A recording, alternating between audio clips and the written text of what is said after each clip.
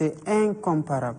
de mon point de vue. Adja Sène wax na ko sax peut-être sauf ko rek ci soriwul justice mooy ñu bari dañoo jàpp ne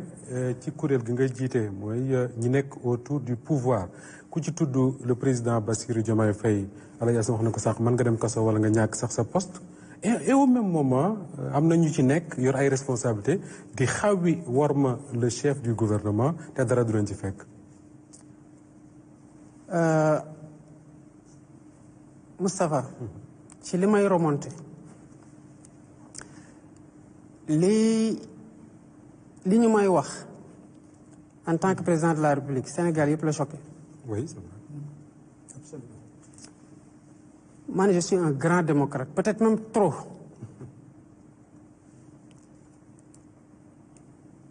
ci li ngay wax ni ban président nga mos a gis mu nekk dans un régime avec un premier ministre mu nekk dans une perspective de conquête du même pouvoir ci premier mandat bi à la fin te ñu continuer cohabiter di liggéey mos nga ko gis amul ñuy ñëw sa plateau naan premier ministre lañu bëgg mu nekk président 2029 te ñu nekk ay ministre lan moo leen ci fekk seen télé googu li may remonté yëpp lu bëri ci liñ may wax seen télé googu lañ koy waxe est-ce que ba tey dégg nga ñu naan kooku dala non kon comparer lu comparable c'est pas comparable am na ñu fi jële parce que effectivement ils ont attaqué nañu le chef du gouvernement am na ñoo xamante ne jële nañ ko fi te koo gis mu laale ci man ñu dindi ko li ci ëpp mooy la persistance te persistance boobu mooy wax waa ji bu commencé teg benn jéegu nga noppi ñaari jéegu lay teg bii yoon noo bëgg jàmm ci biir réew mi noo bëgg dal ci biir réew mi noo bëgg sérénité man dafa am man li ma moom en tant que Bassirou Diomaye Faye am loo xamante ne moom ma ko loolu fonction bi la te en réalité je suis un homme de paix bëgg jàmm bu ëpp sax moo tax boo moytul loolu mën na am lu mu jur ci lu gënul kon loolu du lu ñuy comparer benn yoon c'est pas du tout comparable. mën ngaa bëgg jàmm mais il faut ngay défendre institution yi quand même. C'est nécessaire. Vous avez l'obligation de défendre l'institution qui est la présidence, qui est le président. C'est nécessaire parce que loolu moom moo ko te j'y vais avec beaucoup de pédagogie beaucoup de patience ak beaucoup de calme. Ok. Monsieur le Président bëgg naa aussi ñu dellu si waat ci relation presse ak pouvoir parce que dernier rapport Reporters sans frontières bi nee na Sénégal dafa wàcc ci rang bi lan moo indi problème entre presse et pouvoir dafa mel ni incompréhension la dans la mesure où gis naa ba le passé ñuy sàkku sax nga recevoir les patrons de presse pour waxtaan ak ñoom. Patron de presse mën naa leen recevoir nous sommes certes partis du mauvais pied mais kër gi kër ñëpp la man Sénégalais yëpp laa ilif ñiy xëy di tiire ci man ba ngoon jot maay seen président am na lu mu warloo ak ñoom ñiy xëy di ma tàccul ba ngoon jot maay seen président am na lu mu warloo ak ñoom je suis le président de tous les Sénégalais et de tous les segments la porte leur est ouverte par contre nu ñu bëggoon amee yenn sañ-sañ gi ci man fu ñu ko jaaree baaxul anam guñ ko defee baaxul et ça a fait que on est parti du mauvais pied loolu kese la maintenant rapport Reporters sans frontières boobu c'est un rapport mais il y a une réalité Moustapha ngi nii est-ce que te coupé nañ seen signal bu ñu toogee ba tey coupé wuñ ko coupé wuñu seen signal coupé wuñu beneen signal te pourtant les mêmes journalistes ñoo fa nekk garder seen même liberté de ton et de position mais Pape Ali bëggoon naa nga may ma man du wax sax rapport Reporters sans frontières mais ci lu nu dund ci rédaction yi président nga njaboote ñëpp Sénégal bëgg yoon la ñu xamal le désastre social bu ñuy liggéey ci presse bi di dund xam nga sénégalais yi ñoom ñëpp au-delà des journalistes dañoo am dignité rek mais presse bi surtout ñi nga xam ni dese nañ ci ay at war a def carrière dans cette profession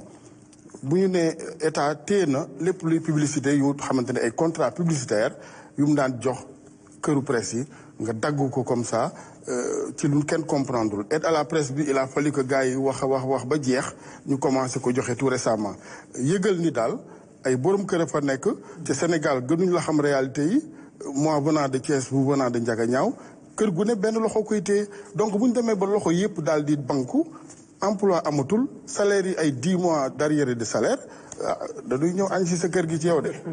may ko mu tontu ci loolu. lu mën a gàttal tamit parce que li ñu pour waxtu bi tamit li ñu tënkoon ñu yem ci ay ca monsieur le président nga mën a tontu ci jafe-jafe yooyu presse bi di dund. waaw en fait de façon générale saa yu économie amee problème même d'abord analyse yi ngeen gis yëpp sur le plan économique day commencer ci conjoncture internationale bi après jël projection de croissance yi jël ko par région ñëw Afrique après doog a ñëw Sénégal saa ñu amee de une conjoncture économique bu metti day dal yeneen secteurs yëpp loolu épargne wul presse épargne wul ñeneen ñi maintenant bu ñu ñëwee il fallait que ñu auditer lu bari am na lu bëri lu ñu taxawal lu ñu taxawalee certains chantiers te ñooñu bëggoon tabax gaawantu pour saytu naka la ñu doxalee mbir mi à un moment donné tamit noonu la ñu saytoowee les contrats yi nga xamante ne amoon na entre le secteur parapublic qui est très problématique et les publicités qui ont été les contrats qui ont été signés te foog naa ne bu ñu siiwalee yeneen contrats yi xam nañu ne ñi ñu waroon signer ñu ak ñoom parce que boo bàyyi un groupe de presse dem signer ak ñoo xamante ne xamaluñu leen média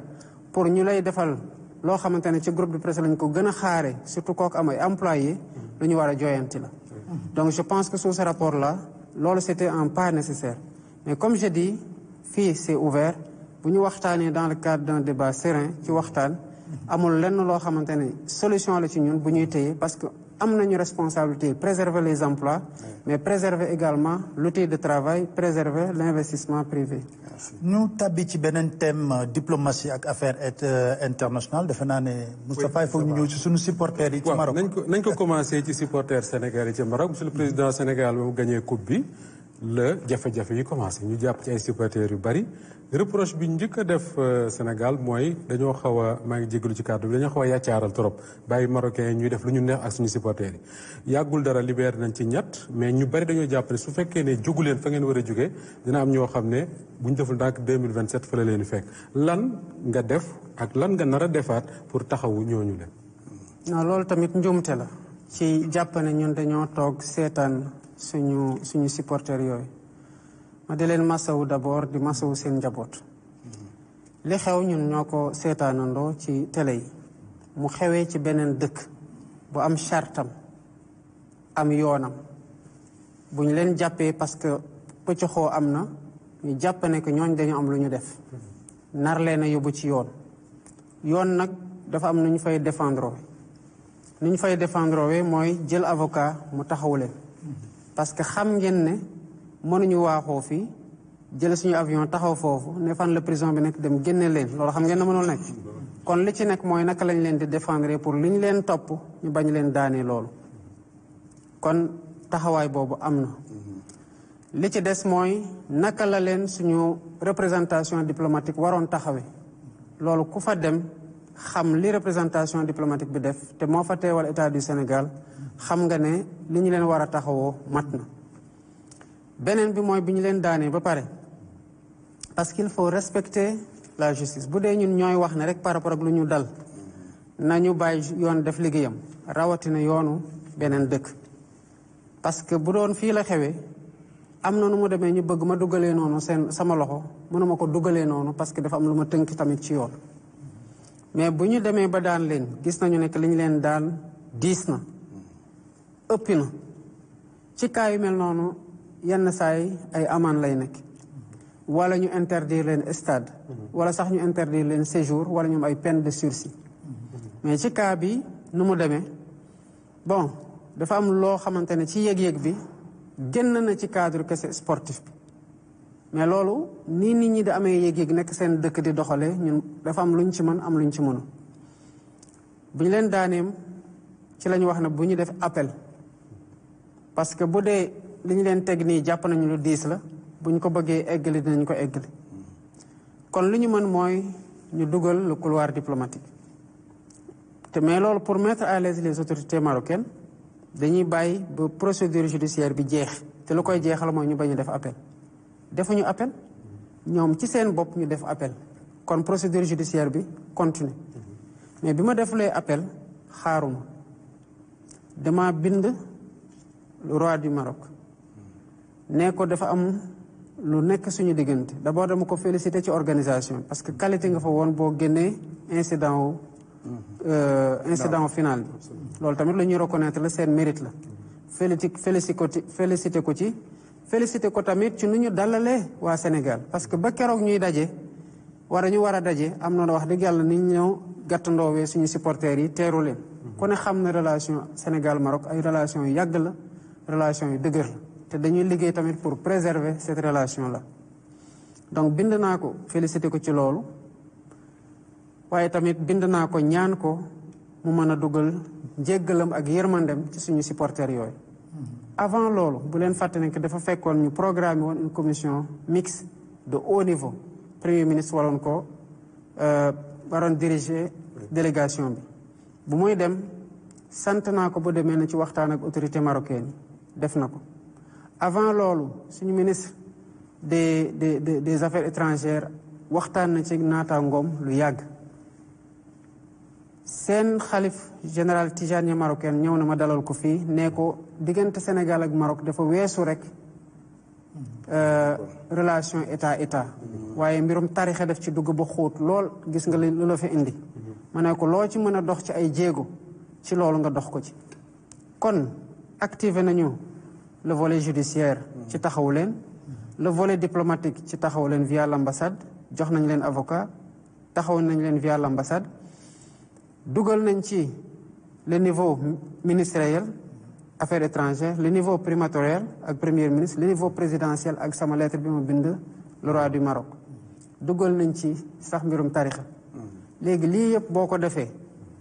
ñoom ñu jàpp fu ñu jàpp lan moo des à notre disposition ñuy deful lan moo des bu amee lu des nañu wax lii moo des demande ñu ñëw purger peine yi fii par exemple mais loolu pour ñu defoon que il aurait fallu que ñu convention yi ñu lié déjà ñu bu ngeen gisee buñ ko ratifié fii yàggul mais jéego yi des yëpp nañ ko def te lii nga xamante ne mooy le volet judiciaire le volet de la grâce parce que ku ne am na ko boobu moo gën a gaaw parce que bu ñu ñëwee fii ñun bëgguñu sax ñu purger parce que li nga war a bu dee purger peine bi la fii mooy nañu ñëw fii dugg kaso vous imaginez ñu ñëw fii dugg kaso fii Sénégal donte dinañ gën a jege seen njaboot mais suñu objectif du loolu dañu bëgg ñu bàyyi leen ñu am seen liberté mën a dem ci seen njaboot mën leen taxaw ci ni ñu mën a ñu war a taxaw xanaa ci diggante bi relation yi dafa xaw a gëmm tuuti avec troisième alternance bi est-ce que manees na wax wala boog erreur la que na relation yi meloon ci wàllu rattaxaay melagu ko non au contraire xam nga la ligne diplomatique du Sénégal elle est très stable Maroc dañoo am ak ñoom jaar yu bare te yenn yi tànk demooy ba tollu fenn fi doo ko xam moo tax ay relations yu ñuy sàmm la dañu jàpp ne que c'est des partenaires de premier plan au niveau africain yeneen relation yëpp ñu ngi am lii lu koy xejamal la mais intelligence bi ci diggante askan yi ak gouvernement yi yaakaar na que dina jël le dessus mais sur la ligne diplomatique entre ñun ak Maroc dara changé wu ci sur l'intensité des relations économiques dara changé wu ci sur la coopération dara changé wu ci Monsieur le Président bëggoon naa ñu ñëw ci candidature président Macky Sall bi nga xam ne yow yaa ko wuti ci nguur gi fële ci Nations Unies ñu wax ne mi ngi sàkku poste secrétaire général des Nations Unies mais Sénégal jàppale wu ko lan nga ñu mën a leeral ci lu tax Sénégal jàppale wu ko bon d'abord il faut ñu xam péripéties yi parce que c'est un devoir de transparence aussi ak les concitoyens bi ma déggee candidature président Macky Sall déggeewuma ko ci moom ci sama naataango laa ko déggeewaat ko ci sama beneen naataango déggeewaat ko ci sama beneen naataango ba ñuy ñeent te waxoo ci ak man saa yu ñu ñëwee fii am na ko xam sax dafa dépêché un ministre mu jóge ci Afrique centrale ñëw ba fii pour waxtaan ci ak man ma ne ko yaa ma ko yëgal dama jàpp ne du yow yaa ma ko war a yëgal dama jàpp ne un citoyen sénégalais bu bëgg nekk candidat ci poste bu amee solo noonu bëgg réewam bootu ko dafa war a ñëw ba ca kii yilif réew mi ne ko man maa ngi dem sàkku ji dama bëgg sama réew mi jàppale ma loolu amul. may def rek une parenthèse Amadou Hott ban régime la bokkoon bu muy dem BAD pour nekk président BAD dafa ñëw ba fii ni monsieur le président de la République dama bëgg nekk président BAD ñu waxtaan ma ne ko yow sa profil ak sa parcours may na la nga war a nekk président BAD dina jëriñ institution bi dina jëriñ Sénégal waaye dina jëriñ tamit Afrique bi yëpp ma jël affaire fan la bokk yëpp teg de côté ñu dégager un budget fu may dem yóbbu ko ku may recevoir présenté ko jox ko parole mu présenté boppam ma ñaan pour kooku jàppale ñu def ko Chine def ko Nations Unies def ko Union africaine def ko ba ci Jeux olympiques Paris fépp fu may dem ànd naag moom présenté ko nit ñi parce que dama jàpp ne doomu réew mi la et que jaar na fa mu war a jaar pour ñu jàppale ko donc j'ai senti qu'à un moment donné que c'est les autres homologues ñoo ma doon teg une forme de pression que je n'accepte pas pour ma bootu une candidature boo xam ne bi président Macky Sall di dem fii la ñu tàggatoo ngoon gi ñu woo ma ne ma dafa bëgg jël avion bi parce que boobu nekkatul le commandement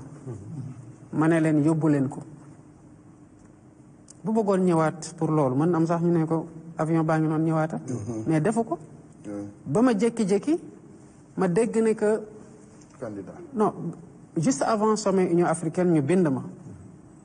le 4 février pour un sommet qui devait se tenir 10 jours après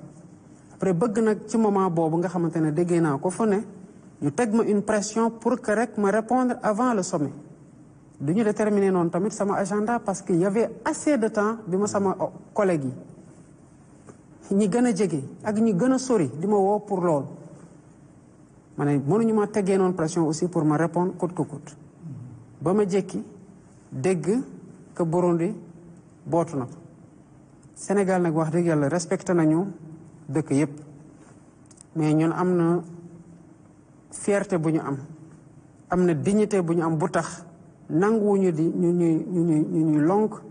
ci bakkan surtout yenn pays yi quel que soit respect bu ñu am ci ñoom pour dem bootu seen gannaaw d'autant plus que ces pays là n'ont même pas eu l'élégance wax ak ñun nañu am na seen citoyen kat boo xamante ne mu ngi fi bëgg na nekk candidat nii lañ koy ñu ngi ko bëgg a bootu ko bootoo ba pare candidature bi dañ ci neutre ba nii maintenant position bu ñu exprimé au sein de l'Union africaine bu leen fàtte ne que bu ñu demee Union africaine que la question des candidatures n'a pas été débattue parce que foofu dafa am un comité buy gérer les candidatures africaines bu ñu war a endosser amul woon ñu am un nouveau président bu dem déposer en toute ambiguïté am na lu mu jot a jur sax au sein de l'Union ba pare bëgg nag ñu endosser loo ko la conférence des chefs d'État may leen 24 heures dans le cadre d'une procédure silencieuse bu jaarul yoon mais dëkk yi tamit du ñu ay dëkk yu ndaw ba pare dañu am histoire am fierté am sérieux bu ñu bëgg bu ñu dee engagé wu et parmi ces pays le Sénégal loolu rek la ñu wàccoo ak loo xamante ne moom lañ jàpp ne moo war a nekk suñu posture par rapport ak démarche ak candidature bi li ci des nag dañ ci maandu du ñu def ay action de quelque nature que ce soit pour torpiller wala pour ñu yàqal ko quoi que ce soit. Safa ñu wax ci wàllu Mali. waaw Mali ñu bari nee nañ mook Sénégal daanaka mel ni réew mi la gis nañ li fa xew semaine bi muy réew mu nekk ci ay jafe-jafe yu bëree bëri ñu bari naan yàlla bu Mali daanu ndax bu daanoo ñun duñu ci mucc alors njiitu réewu Sénégal bi nga doon nan nga gisee di xew Mali waaye tamit lan nga yaakaar ne Sénégal war na ko cee mën a def pour jàppale réew moomu leen lu xew Mali rek lu xew Sénégal la daanaka. parce que ni ma ko waxee ci forum de Dakar sur la paix et la sécurité en Afrique. dama ne yenn saa yi ngeen gis ñenn ñi di ko foowee ñëw ba ci frontière bi teg tànk ci fi Mali teg tànk Sénégal. xam nga kon rëdd boobu. mënoo ci sukkandiku ne fii la frontière bi yem lu xew fee concerne lu xew fii. kon côté boobu y a forcément. lu xew Mali rek lu concerne Sénégal la lu xew Sénégal lu concerne Mali la bu loolu weesoo histoire daf ñu boole boo dindee vidéo bi ñoo bokk drapeau ñoo bokk devise loolu lan moo ko waral parce que benn moment ñun ñoo bokkoon même dëkk bi même askan wi moo traversé mu am loo xamante ne daf ko gën a yaatal muy le chemin de fer Dakar Bamako kon maliens yi suñuy frère lañu suñuy mbokk lañu amul lenn loo xamante ne mën na leen dal lu ñu dul affecté terrorisme de façon générale ak insécurité bi en Afrique moo war a nekk un sujet africain au sein de la CEDEAO lu ñu ci mën ñu ngi ko ciy plaider entre ñun ak le Mali ak les autres pays am na ay jéego yu ñu ci def ci bokk ay patrouilles conjointes ci échange ay renseignements ak ci wax leen tamit suñu solidarité ak suñu disponibilité à les aider ci anam buñ ko mënee te am na loo xamante ne def nañ ko yu bari ci jéego rawatina bu ñu demee ba am blocus bi seen camions yi nekk fii yàgg fii dama joxe ndigal ne camions yi ni ñu fi yàggee bu ñu leen fayee ko droit yi nga xamante ne waroon nañ ko fay ci stationnement bu yàgg wala seen marchandise des ci port bi li ci des nag ci diggante réew ak réew am na lu ñu mënul wax ci kaw waaye le peuple malien frère mën na compter à tout moment à toute époque sur la solidarité agissante du peuple sénégalais et des autorités sénégalaises te loolu lu ñu leen fësal la du benn yoon du ñaari yoon lépp loo xamante ne tamit ci waxtaan lañ ko war a mën a régler pare nañ ci pour dugal suñu loxo pour que waxtaan mën a am ndax jàmm mën a dellu soit Mali ci nu mu gën a gaawee. Excellence au-delà du avant ñuy ñëw ci beneen pàcc bi sax bëggoon naa ci wàllu Mali bi ñu xoolaat nu ñuy réformer yenn kuréel yi notamment CEDEAO ñu am yaakaar lool ci des présidents comme vous jeunes fekk fi seeni mag ñoo xamante ne léeg-léeg sax réunion sous-régionale yi dañuy tëddi nelaw ba ay mag la ñu wala ku ciy dox di jagar-jagar yi xam nga fi àddina toll il faut que ngeen aller vers vraiment de profondes réformes ba ñu am kuréel yoo xam ni dynamisme bi dina yokk lu ne kët ne jonn lu ne jonn na koy faj waaye toog Mali gii ay rebelle dem ba jege capitale wala dugg ca capitale ba c'est dangereux pour les pays sous-régionaux. bien sûr bon boo xoolee ñu moo affecté bëri nañ je pense que ci cadre CEDEAO réew mi gën a màgg gën a am doole ci koom ak ci yaatuwaay ak ci population yaakaar naa ne Nigéria la mais Nigéria léegi mu ëpp fukki attaques yu teg ñu ngi xeex ak organisation terroriste te ba léegi attaques yaa ngi fay am actes terroristes yaa ngi fay am li ñu war a def mooy di anticiper crise yi parce que une fois que mu installé wu après les dégâts yi xaw a métti defaraat waaye ci àdduna ci boppam de façon générale amul benn réew mu mucc ci terrorisme